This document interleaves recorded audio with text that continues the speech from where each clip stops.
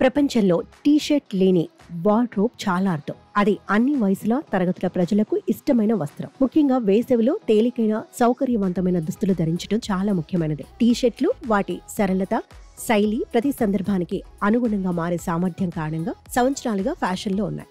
కానీ మీరెప్పుడైనా ఈ వస్త్రానికి టీ షర్ట్ అని ఎందుకు పేరు పెట్టారో ఆలోచించారా? దానిలోని టీ అంటే ఏమిటి? ఇది దాని ఆకారానికి సంబంధించిందా, లేదా దాని వెనుక ఆసక్తికరమైన చరిత్ర దాగి ఉందా? ఆకారం నుండి ఉద్భవించిన పేరు. చాలా మంది ఫ్యాషన్ నిపుణులు టీ షర్ట్ అనే పేరు దాని ఆకారం నుండి వచ్చిందని నమ్ముతారు. ఈ వస్త్రానికి కాలర్ ఉండదు. దీని డిజైన్ నిటారుగా సరళంగా ఉంటుంది. ముందు లేదా వెనక నుండి చూస్తే ఇది సరిగ్గా టీ అక్షరంలాగా కనిపిస్తుంది. అందుకే దీనిని బట్టి టీ షర్ట్ అని పిలుస్తారు. టీ షర్ట్ కు మారిన కథ. బ్రిటిష్ వార్తాపత్రిక ది సన్ నివేదిక ప్రకారం ఈ పేరు వెనుక మరో ఆసక్తికరమైన కారణం ఉంది.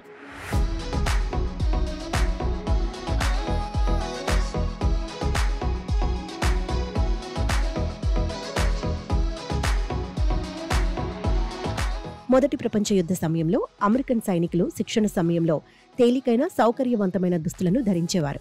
వీటిని శిక్షణ చొక్కాలు అని పిలిచేవారు. కాలక్రమేణా దాని సంక్షిప్త రూపం టీ షర్ట్ గా ప్రసిద్ధి చెందింది. నేటి కాలంలో టీ షర్ట్ కేవలం సౌకర్యవంతమైన దుస్తులు మాత్రమే కాదు, ఫ్యాషన్, వ్యక్తిత్వానికి చిహ్నంగా మారింది. దీనిని పురుషులు, మహిళలు ఇద్దరూ ధరిస్తారు. ఇది ప్రతి ఒక్కరికి సులభంగా దొరుకుతుంది.